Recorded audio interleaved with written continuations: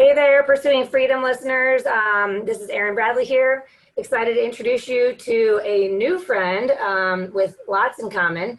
His name is Jeff Quintin, and he's with Keller Williams out of the Ocean City, New Jersey and Philadelphia region. And I actually reached out to Jeff because I heard him a few times doing a testimonial on another real estate podcast, which is an awesome podcast, by the way. If you haven't listened to Pat Hyban and the Real Estate Rockstars, you should. Lots of huge, great content there. Anyhow, Jeff has been in the real estate business since 1992. He's sold over 4,500 homes on almost 5,000 homes. He's from the region I grew up in. Therefore, I felt an instant connection with him. We might talk too fast, so you got to pay attention if you want to keep up, okay?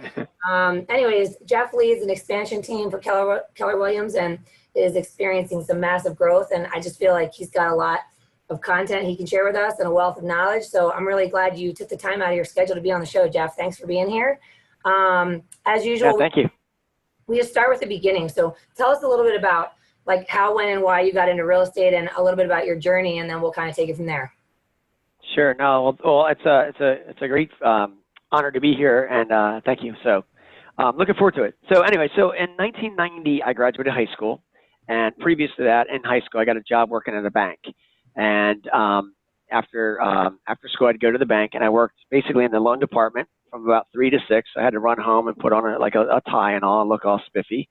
So went to the bank, and I was kind of bored because I was upstairs in the loan department behind the scenes, and I graduated high school, and another job offer came up to work the teller window. And this was back when the teller window, like the tellers where everybody went on Fridays to cash their checks. Like people physically went to the bank back then, if you can remember. Yeah. And so the teller window was the busiest place to be. And what happened was I got to really meet a lot of realtors. I got to see their paychecks. I got to see their commission checks, what they were earning. And at age 19, these guys, younger guys are coming through. They're driving Benzes and Porsches and all these fancy cars, and they're cashing $3,000, $5,000 bucks, checks. And I'm like, man, if they can do it, I can do it. So I was inspired to get into real estate. So I went to real estate school, didn't go to college, jumped right in 2 feet. I got to stop you there. That is fascinating. That's like the first time every time I tell people, tell me why you got into real estate, it's usually like, I don't know, I fell into it. It happened by accident. It was kind of organic, whatever. And I like the fact that you were like, wait a minute, what's going on here? How do I get to be a part of that? So yeah, for sure. Awesome. Yeah, I was inspired by it. And I was always the type of kid that I liked to be able to sell. I thought I always had like a little bit of the gift of gab, I guess, or the personality for it. And I never really wanted to go to college. I wanted to be in business for myself. I wasn't sure exactly what type of business, but that was just something naturally I wanted to do. Were your parents entrepreneurial? I'm just curious. Yeah, they were. I mean, my dad and grandfather. My grandfather actually started, or at least he was involved in a bunch of the roller skating businesses and roller skating rinks for many years in the East Coast, and my dad would actually go around and manage them and so forth. So I did grow up in that environment. My dad ended up owning a sign company and sign shop and things like that. So so neither one of them really went to college. So I wasn't really, I don't know. I was inspired by being in business for myself. Yeah, it's awesome. It's impressive. So yeah, so it's cool. Right. So got the real estate check. Saw the real estate checks. Dove into real estate at age 19, and then ultimately, started from there. So the first about 8 years in the business, I was pretty much a solo agent all the way up until like 1999, 2000, and then I was introduced to the Mike Ferry organization with some coaching. I had a client that I was selling a home to that was doing like 200 transactions back then. So I was inspired by her, like, my gosh, how do you do 200 transactions? She's like, you got to get a real estate coach. You got to go, get somebody to mentor you. Go to Mike Ferry. They'll teach you how to do it, what that is all about. So I did that for about 15 years in that organization, and then started building a team from there. So prior to getting with Mike Ferry and getting coaching, which ironically, my story is the same, is that I feel like I was winging it until I got into coaching in 2009, and then things started to change and shift. But what were you doing in those 8 years prior to finding a coach? Did you have mentoring with the company you were with or with other agents, or did you just kind of study? Yeah, I mean, I was so getting in the business then. I mean, I was like 19, I got in, and then so for those 8 years, from 19 to about 27 years old, I mean, I was working 10 days a week. 16-hour days. Like literally just grinding it out. I had work ethic, and certainly I have a manager in the office that helped and gave me some guidance on certain things, a script here or there, or here's what you should say. But it more or less was just you know, the training itself back then, like many offices still today, is okay. There's your desk, there's the phone, good luck. And at 19 years old, getting in the business, I didn't have a center of influence. My center of influence was the friends I hung out with in high school, which aren't buying houses. Yeah. So I said, well, I know who do I talk to? What do I do? So two things I did. One is my center of influence, or at least my database, became my yearbook, and the yearbook not for the kids, but for the kids' parents. So I actually started calling the parents of the kids I knew and said, hey, I'm in real estate. So my actual first transaction was a good friend of mine, a girlfriend of mine, who actually her dad had a second home. She lived in Vineland outside of, of our area, but had a second home in Ocean City. But I was good friends with her because she still came to. I knew her from growing up, and so I ended up getting that listing in double ending as my first transaction. But it was somebody. It was actually a parent of, one of the people I knew, one of the friends I had. So it was pretty interesting, But ultimately, in the first, I just grinded it out. I was just a workaholic, and got I guess until I really started taking the leap, get my first assistant. I got up to about 83, I think it was 83 transactions, and then jumped the following year to about 120. And once I started putting some systems in place. Wow. So how many transactions were you doing annually before you started building a team to help you? 83 was the most as a solo agent. 83? That's insane. Yeah. Yeah. Oh my gosh. Yeah, you were not sleeping, I'm sure. No. I mean, I didn't know better. That's just what I did. Right. I was calling. Back in the day, it was different. Here's what I learned. This is interesting because, see, I was obviously young. I started out at 19, and then in my 20s, there wasn't a lot of realtors in their 20s back then. Actually, in fact, the two companies I went and interviewed with, the one company I wanted to be with, there's two partners that own the company. One said yes to me, one said no. One said no because he's just too young, no experience. So I went to a different brokerage, was there for about a week or so, and then the first one I interviewed was called back and said, hey, come on in, we'll give you the shot. So I went back to them because they had like 50% market share, and that's where I wanted to work. So what I found was in the beginning is I would start, I had no problem talking to people. So I would get on the phone and start prospecting and calling, and I would get an appointment. But then when I showed up on the appointment, they were like, who's this young kid? Or where's your dad? What's going on? And I would get turned down all the time because I just didn't have experience. I looked young.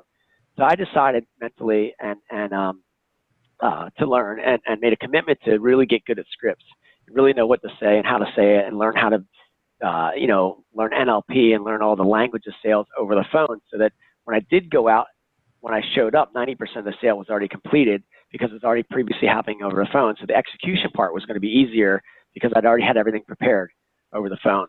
So I had to become really, really good that way because of my appearance and my age.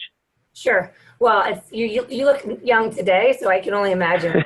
Probably looked like you were right. You were 19. Look at all these wrinkles. I need some Botox, man. I just have a glare here to cover up my face.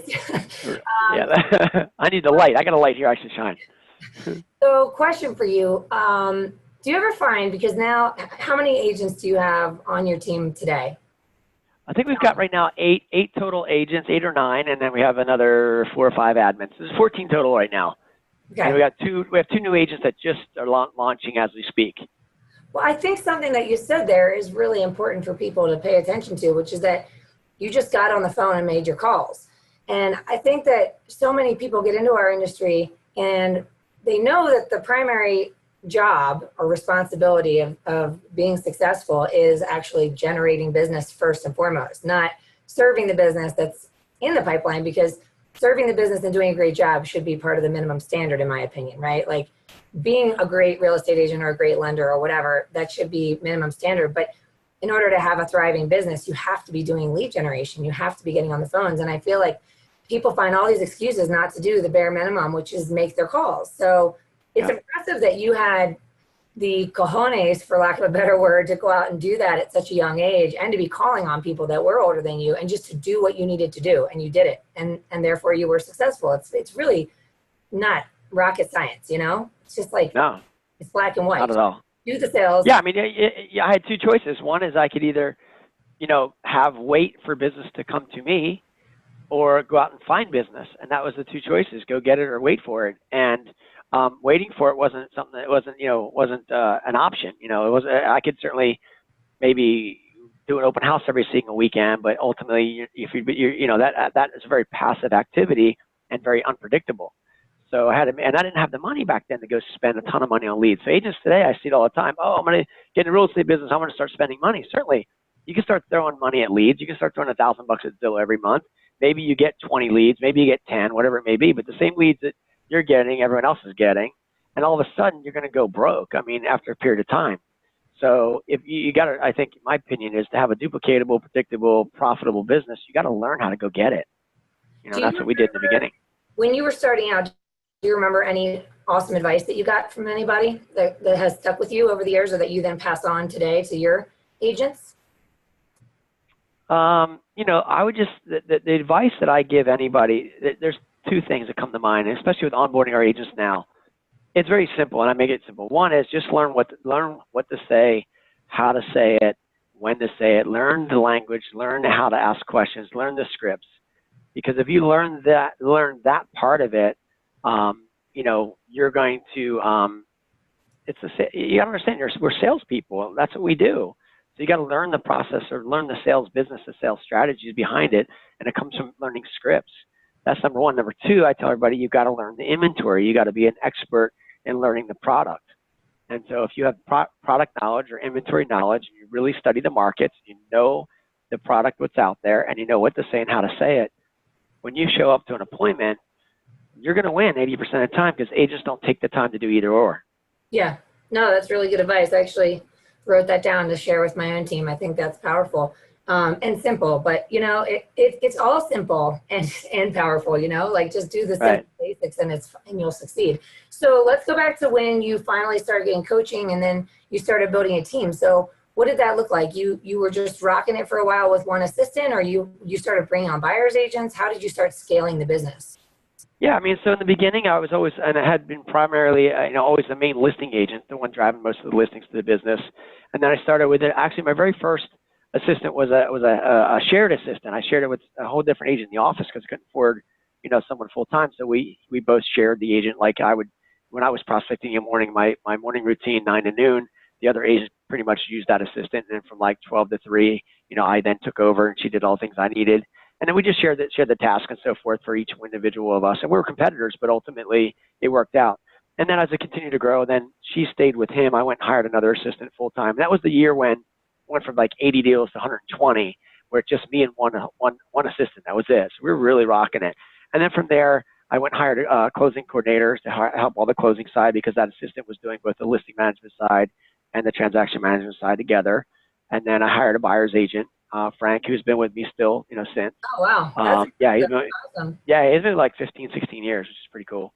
And then from there, hired another agent. And then hired another assistant to break down an assistant, executive assistant, listing manager, transaction manager. And then so for the longest time, we ran where it was just me and 2 other agents, primarily buyers agents, even though they could list, but their focus was handling all the buyers that came in, and then 3 administrative staff. And then we were 6 of us running for a very long time, probably up until 2014-ish, in that range.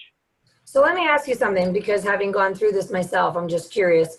As you were bringing on those team members and you were making that transition from, have you ever read The E-Myth by chance? Yeah, sure. Yeah, so like when we're a one-man band, we are the entrepreneur and the manager and the technician. And then, you know, you bring on folks and you have to really move into that manager role.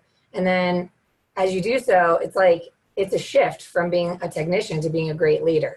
And so there's a lot you have to learn as you're implementing systems and you're fine tuning and tweaking. Did you just focus a lot then on the scripting and the training so that, you know, you felt confident that your buyer's agents had the right scripts, they knew the product, and therefore they were a good representation of you and your brand that you had built over all those years? Yeah, for sure. I mean, you know, look, I was a technician in the business forever, you know what I mean? And that's where I was. And then the transition, you know, started to happen where I started to obviously lead others and make it more of a mission about personal development for them and training, coaching, and mentoring them. But yeah, certainly we had to put those systems together and the training, onboarding and the training manuals and the consistency of all that. So I had to build all that out. So it wasn't like overnight, you know. Right. Had to make sure that the consistency was there. Did your volume keep growing throughout that, or did it plateau while you were busy building systems? You know, it was interesting because our twofold. I mean, from our marketplace here, before expansion, this is just the Jersey Shore market. We really started our peak, obviously from 2001 to 2005, our market was just going straight up through the roof. So, I mean, our biggest years, 04 and 05, kind of back-to-back years. We did like closed and pending one year, about 263 sides. We did 219 closed, like 140 million. We did that like 2 years in a row. Because we're doing 200 deals at like 775 average sales price, which is killer. Yeah. With me and 2 other agents and 3 admin. Like, so it was very lean. Wow. Yeah. And that was a lot, right? And so then from 2000, like once the market started shifting here for us in January of 2006, we really started to see like the market just started falling.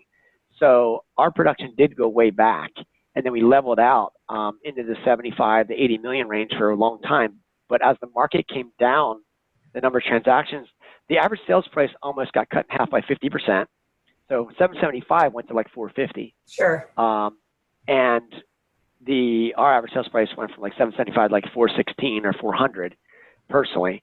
But yet our transactions went up. Our transactions went to about 175, 180. We stayed at that level for a long time, but the marketplace's transactions went down about 50%. However, ours didn't go down 50%. Ours went up, actually, according to the marketplace. So to answer your question, yes, our dollar volume went down. Our transaction account went down, but went down not as great, not as in proportion to the marketplace. So therefore, it was kind of a win. We actually got a greater amount of market share, even though the percentages of the percent went down, if that all makes sense. No, it does. Yeah. Actually, what's happening, I don't know if you've heard from your lender friends, but just what's been happening in the marketplace since rates started going up in the last, 8 to 10 months, obviously that has made a shift in the refinance. I mean, refinance business has practically gone away, and a lot of lenders for the past 8 years have been hanging their hat on refis since they first went into the 4s back in 2010. And so what's happening is those of us who are more purchase heavy in general, and my team always has been, I feel like I see so much opportunity, because while others, there might be fallout because people aren't prepared for adapting to changing markets, that creates more opportunity for market share. I mean, that's the bottom line. So I don't know. I mean, I feel like we're never going to be able to control the ups and downs of markets or external circumstances that may be negative, but we can control our own activity and take advantage of all out, essentially, right? And grab more here. So, so what does your team look like now? Like, when did you make the transition from you and your buyer's agents and your crew to this expansion thing with Keller Williams? Maybe you can shed some light on what expansion is for folks that don't know. Yeah, certainly. So things really started to shift for me when I was previously with that independent company I started with, remember, back in 1992? That independent company, it was with that same company, same office, same location, same people in there, same salespeople, from 92 till 2003, when Prudential came in and bought them out. I think 2003, whatever it was, or maybe, whatever. And then Berkshire Hathaway, or Prudential, and then later on, Prudential became Berkshire Hathaway. So that was all the way through up until January of 2016. I left that company, Berkshire Hathaway, but previously same location for all those years, like 20 some years. Wow. And then went over to KW. So things shifted basically in the last 2.5 years since January of 16, when I came to KW. I just had a whole different mindset, different shift of kind of coming out of where before I was still the technician. I was still an operator, realtor, day to day. That's what I was. That's who I was. That's my identity. Shifted to become from operator to owner. And, KW allows us to be more entrepreneurial thinking, entrepreneurial spirit. It's always what I wanted to do. And so I was able to now kind of start to shift and change the hat a little bit. So we changed the name of the team. Before it was called the Jeff Quintin Real Estate Super Team. My name was in it. As far as first and last name, I shifted over to the Quintin Group, getting Jeff out of it. And started the rebranding that way. And then from there, I decided, okay, I'm going to start making some really, really good hires. How can I get myself out of the production side? So it allows me to free up my time to start really building a business. Because before I had a job, there's a difference, I think, having a job and having a business. Having a job means I got to report there every single day. It's relying on me. If I don't show up, shit ain't going to happen. Like, I'm the one driving it. Yep. There's a difference in that. Now, if I don't show up, I have a business where it's going to run whether I take off for a week a month or a year, it still is going to run and operate within itself without me having to contribute. Well, I shouldn't say contribute, but ultimately relying on me only. So I started building around that. So I very first, not first hire, but one of the hires I made, start working on over a period of time, was a listing partner to take all that listing side of their business away, or not away, but ultimately, to be able to replace me. So Dave is my listing partner now, and his goal is 10 listings taken a month, 10 under contract a month, so about 120 transactions just there, which I used to do. Of that 175 where we leveled out, I would be doing 100 to 120 me. Then 2 other buyers agents would do the other 70, let's just say, or whatever it was, or 60, Frankie, who's with me, and another one. So that's how it went. So now I said, okay, well, how do I replace myself? So I had to find that right hire, and I hired him. And then from there, I started having other additional agents come join us. And more recently this year, or back in November, I hired a COO of the team. So Scott's an executive from BlackRock that came on and brought him in to help really scale this and build the systems. And then started building from there. So I have we have a listing manager, we have a executive assistant, COO, listing manager, and I've got about 3 different virtual assistants in the Philippines that back everybody up for a lot of different behind the scenes and systems and input and all kinds of stuff there. And then we decided, okay, how do we really expand and grow this out? So really just said, okay, naturally for our market, we're in a secondary resort market, and why don't if I'm selling a second home for somebody, why am I not controlling their primary home? So if the primary homeowner, Mr. Smith, lives in Philadelphia and he wants to buy a home at the shore, and I sell him a home at the shore, let's say 60 miles away from his primary home, or I list his or sell his home, either one, why am I not selling his home up there? So I decided naturally to go back in that market, hire agents that are in that market, so that when Mr. Smith wants to sell his primary home up there, we say, Mr. Smith, we've expanded into Philadelphia. We can service you there. We can handle you there. And I have, Susie, agent here, who's excellent in the marketplace. She's going to take care of this. I'll have her come out and meet with you. So we just naturally extend, because we already had the database to go there. That's Sure. what we're working on currently.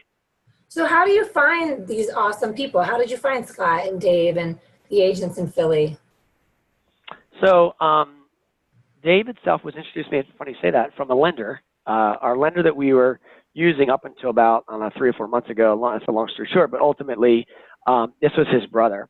And so David was actually living in Salt Lake, and they had a nickname. His nickname was the cold call assassin out there, and he was selling in a like a call center for business coaching systems online or something. And he wanted to come back to the East Coast. He and his girlfriend were broke up. And at the time, David's I think he's 29 now, so it's been a couple of years. I think he's 25 or 26 at the time. So he ended up moving back here, moving in with his brother. I sent him up here, got him going, and he worked as an ISA originally, so an inside sales associate on the phone. He listened in. He followed up on all the leads for about 6 months, and then he decided, okay, I want to become an agent. So he got his New Jersey license, became an agent, and then I figured out his skill set and his personality to start to become a listing agent. So then for the next year or so, he kind of just went on every single listing appointment with me, listened to every single call, just really trained him up, and then he transitioned to take over. And that, in the first 6 months, it was about maybe, it started out where he was 25%, I was 75, and then it went to 50-50, and then it went to 75-25, and in the last 6 months, pretty much he's 100% in, maybe even longer than that now. That's really handling that whole entire department. So that's kind of transition there with him. And then, so I found him from there. And then Scott was a guy I played golf with, from our country club. And for a long time, he was looking for an opportunity. He was in a corporate world, was with no growth, been in that other company in asset management 15 years, in a great company, BlackRock, one of the biggest companies in the world. They have, I don't know, 1 trillion assets they manage. But a guy who knows systems and models and knows how to scale. And he and I sat down one day. I showed him what we're up to, and he looked for an opportunity. And we probably went on for about 6 months, back and forth, figuring out how the numbers could work. Because this is a guy that's coming out of a corporate job making $125,000, $130,000 a year. Right. For me to bring on another person at that level, holy crap, you know what I mean? Yeah. That's another $10,000 a month. How am I going to do that? So we figured out the structure for him to come in and grow, and bonus structure, and brought him in. And then from there, it just started growing out. So finding the agents from other people referring, within agents, and then also team leaders within Keller Williams, working with them, because their goal is to recruit. So getting in a relationship with them, and then teaching and coaching, or at least teaching in their market centers when they ask, come in and speak to their agents. Okay. I'll also meet with it. That's another way of going out, because they'll refer people to you, and I'm traveling, in the region all the time, and teaching classes on prospecting and lead generation and how to become a millionaire prospector, and that's one of the things I teach on, and the topic. Anyway, so it's all a lot of referrals that way, and then we also are out recruiting, and we're calling, and we're prospecting agents just like we're prospecting listings. Sure. So when you got started, you didn't buy leads. You obviously focused on building a database. And how does it look for you today? Do you guys do any internet leads, or is everything still built on the original model that worked for you, which is just referral marketing? Yeah, I mean, it's very prospecting based with some marketing enhancement. We're not buying a huge amount of leads. We have a Zillow spend of like $900 or $965, I think it is, per month. But ultimately, we've really built a lot of databases. We are, our business itself it's about 60% of our business comes from our past clients, our centers of influence, and referrals from both of those groups. In addition to that, referrals from agents. So that's a good portion of another 20, maybe 23% come from expired listings, a little bit for sale by owners, but expired listings are still very big for us. So, 300 transactions we'll do, 60 are going to be from expired. So we're continuing each month that. That's still a very large piece of our business there. And then the other stuff, there's buyers obviously involved in that business. And then the other things, just listed, just sold calls and other sources that make up the other 20% or whatever it would be. But we're very prospecting driven. Okay, so you've got somebody so ironically, even though I'm a lender, I teach a lot of classes in real estate offices, and one of them was 10 strategies to get more listings. And I basically just read several books written by listing experts nationwide, listened to a bunch of podcasts, et cetera, and just tried to compile the Cliff Notes into a 1-hour class. And it sounded like with every strategy to get more listings, it requires that you get on the phone. So do you have somebody dialing and reaching out to those for sale by owners and expireds and all that? You have somebody? Yeah, I mean, so our entire team, the standards and expectations is what we call 9-12-30. So basically, everyone's required to be on the phones every day at 9 o'clock and prospect 3 hours a day. So 9 to 12 and make 30 contacts. That's our standard. They report their numbers. That's what they do. So the entire team, expansion plus our hub, everyone's rowing the boat together in the same direction. That's one thing that we're doing common every single day, mastering our morning schedule from the time we wake up until 12 noon. There's certain things they're going to do. There's certain amount of accountability and things to show up on and what we expect. So everyone is dialing, and some, are doing much greater with referral-based business and their past clients or their center of influence. Some are getting aggressive with for sale by owners, more than expireds. And we have different, all different lead sources that we might have that they're all aggressively calling. And then also we do have an outsourced ISA that's calling a lot of lead follow-up, some of the new leads coming in. Then we have an in-house ISA currently right now as well. And a lot of our model has been, like I've got 2 agents currently that previously were, well, David being one of them as well. They start out and again, this is just something I developed as a career path for somebody who's looking to get into real estate, is if they're the right fit, we'll bring them in as an ISA, so an inside sales associate.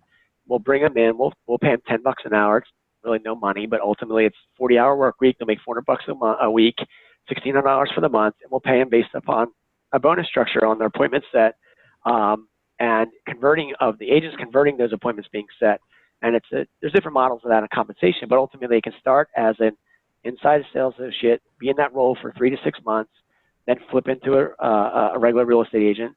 And then from there, there's opportunities they can grow. And, and we have given them our org chart is pretty large now. So there's a lot of, we figured out who we want or what we have to offer. Now we have to figure out who can plug into it, into the org chart. So we give all of our agents a complete career path that says you can start here and you can work yourself all the way up to CEO, take over my role.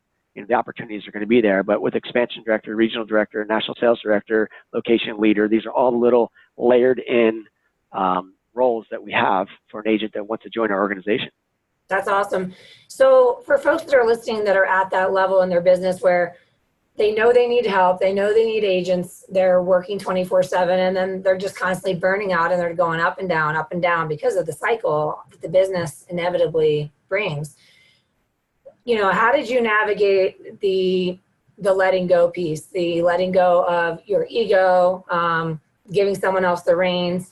I mean, is it really just because it was a gradual process and you groomed them, took them under your wing?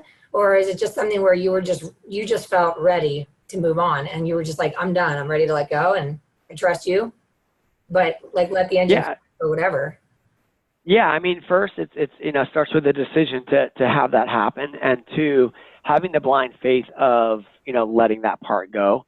I mean, the reality is, there's a point, and I've been doing this 26 years now, whatever. Like, there's a point where I said, you know what? Like, I've been doing this a long time, and the reality is, do I really want to go on another listing appointment ever again? Like, it's like one of those things. Like, shit. If a seller says to me now, like, hey, I want you to do it at 5%. I'm like, seriously? Like, really? Like, you keep it up, I'm going to charge you 8. You know what I mean? Like, knock it off. You know what I mean? Like, I don't need this shit. You know what I mean? Right? There's a point where you get that, right? Like, I've been doing it for so long. You become attached to that. But ultimately, so it's a decision like, you know what, if I'm really going to grow this thing and I want to take it to the next level that I have never had, and I'm surrounded by all these other people now in the business that have been in the business 5 years, 7 years, that are kicking my ass. I'm like, what's up, man? I've been doing this forever, right? It's just business differently. So now you can scale, you can build, you can go bigger, quicker and faster than you ever could before. The models and systems are out there, and you've seen the mistakes people have made, so it's easier. So yeah, I mean, one is making a decision, two is letting that go. But thirdly, in the training process, it's kind of like, all right, well, three things. One is I show them, and train them the way it should be. And then I have them, then we do it together, and that person shows me the way, and we do it together, how it should be. And then lastly, I let them do it on their own, and I coach and train them along the way. So I do it, we do it, and they do it. And then it moves along that way. And then that's the same way in the business to grow it all along the way. We call it at KW kind of the phase that goes through. There's I do it, that's where I was as a technician. Me, I do it. And then we hire some assistants, and that's I do it. And then we do it. Now it's we and assistant and some things. I do it, we do it. And then you get to the place where they do it, right? So now you're letting go responsibility. Now it's up to them. And so it's I do, we do, they do. And then it gets to a place where next thing is they own it. So now they take it on themselves. Not only are they doing it, but they own that role. Like that's their business, their baby inside of it. They can grow it however which way they want. And then we're here to support and train them around that. So I do, we do, they own, and then basically they own it from there. And that's what we, ultimately, the organization and the vision that I have for our agents here is taking them from a position of agent to entrepreneur. Like outside of just being a real estate agent, what's next for them? How do we create additional income streams? How do we create them to own a piece of something, or whatever that is, in our organization? And then ultimately being able to create a world big enough that their world is big enough to fit in our world. So they have a place of growth. But it's a lot of it's letting it go. Yeah, that's awesome. I mean, I think some of the mistakes I made in the early years of building a team were just that I was at that point that I also was like, I'm done. I'm done with doing this. I'm done with doing that. I don't ever want to run numbers again. I don't want to pre-approve. I don't want to read guidelines, whatever. And I was a little too hasty, I think, to delegate and then abdicate, where I didn't do the I do, we do, they do. I was just like, I do, they do. Right. But then, you learn that you really do need to you need to give them the proper training. They deserve better than that. So, I mean, I think I made some mistakes in that leadership role in the beginning, and now we're in a better place. But the irony is that my coach says that at first they'll do it 80% as good as you, and before long you'll do it 80% as good as them. And now every time I jump into a file because I want to help because I can tell they're in the weeds or something, I create a fire every time, 100% of the time. And then I have to go put out that fire because I created it. I'm like, all right, guys, you're better at this than me now, so don't let me in. So, oh, sure. Yeah, no, that's exactly it. Like, don't get me involved because I'll blow it up. Exactly. Yeah. Well, it's also interesting that you've hired so many folks that came either people that you already had some connection with or a referral from someone you knew closely, because we've had success with that, with hiring.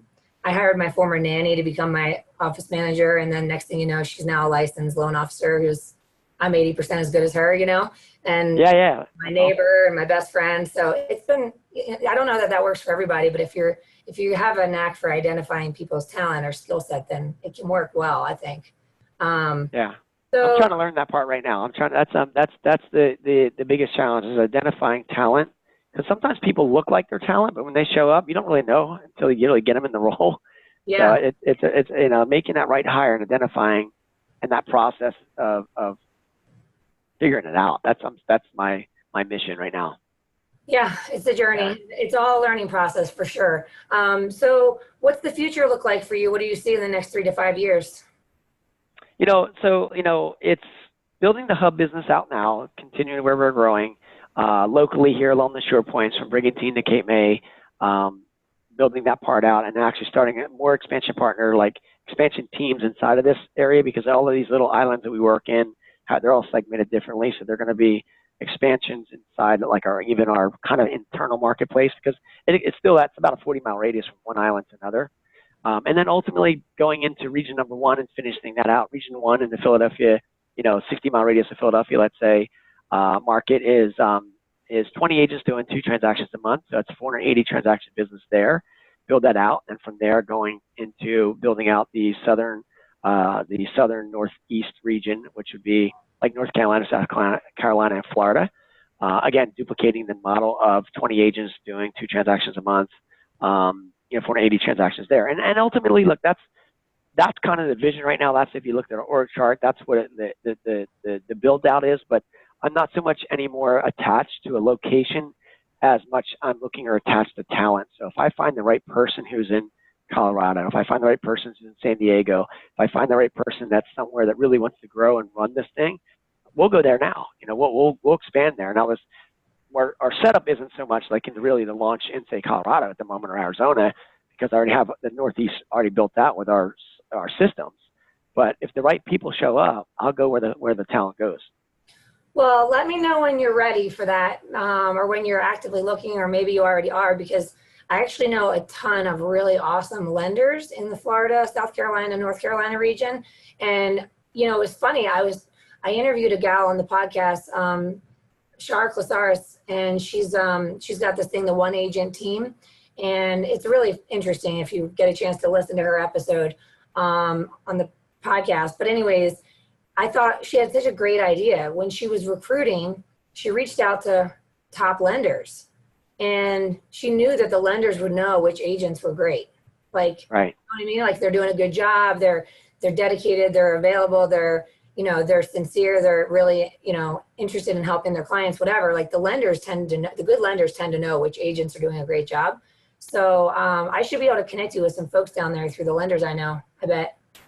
Yeah, so, that would be awesome. I really appreciate that. Cool. Perfect. Well, This was awesome. You gave us so much great content, and I really appreciate you being on the show today, Mike. And if anyone wants to reach out to you, if they're curious about, anything you've shared today, what's the best way to reach you? Yeah, so, they can always email me, jeff@thequintingroup.com. That's spelled Quintin, thequintingroup.com, or you can hit me up on Facebook Messenger too, Jeff Quintin there. So, just send me a note. Awesome. We'll connect back. Well, I wish you success, and let me know how I can help you with that. For sure. It's an honor to be here. I really appreciate it. And hopefully your audience got a lot of some nuggets out of it, All right. Well, thanks everyone for listening. And as always, if you're enjoying what you're hearing, then please do us a favor and go ahead and subscribe on the podcast on iTunes and leave a review, so it helps other people like you find this awesome content. And share the wealth. So have a great day, everybody. And thanks again for coming on the show. Thanks, Aaron. Appreciate it.